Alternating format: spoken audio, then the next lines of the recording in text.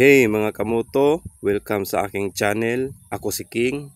At sa video na to, ituturo ko kung paano ang tamang paraan ng pagpapalit ng brake shoe ng Honda XRM 125. Kung napapansin mong mahina na ang kapit ng iyong preno o may naririnig kang kalampag sa likod, baka panahon na para palitan ang brake shoe mo. Kaya wag na nating patagalin. Tara, simulan na natin.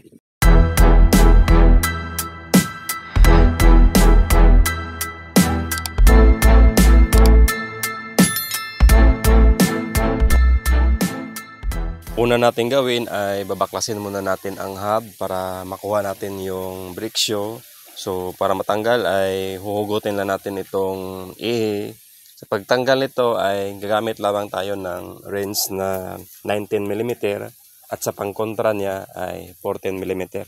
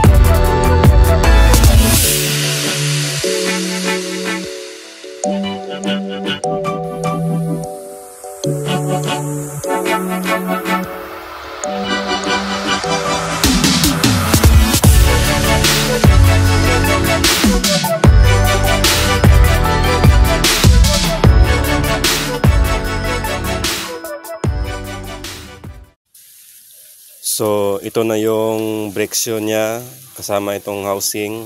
So kaya hindi na masyadong makapit yung preno ko at malalim na kasi pudpud na. Kaya kailangan ng palitan.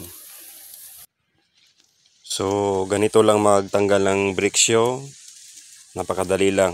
At ito naman yung ipapalit ko na brake shoe. Mumurahin lang. So ito ang itsura niya.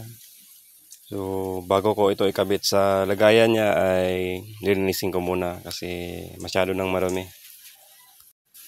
So ayan mga kamoto, kinat ko na lang yung video sa paglilinis para hindi na masyadong haba ang video natin.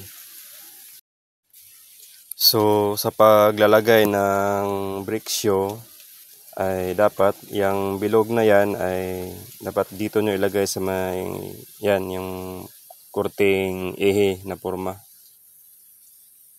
Diyan nyo siya ilalagay. Tapos sa kabila naman ay yan, flat siya. So may lagayan dyan na ganyan.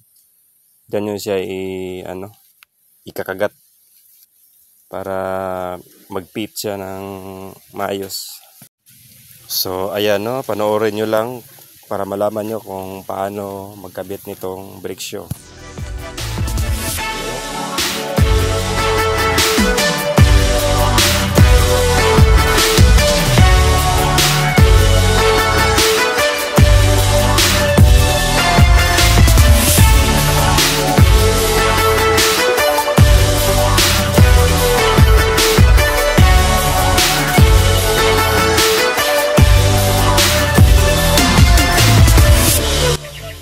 So ayan, na ikabit ko na yung brake shoe at dapat ganyan yung magiging itsura niya.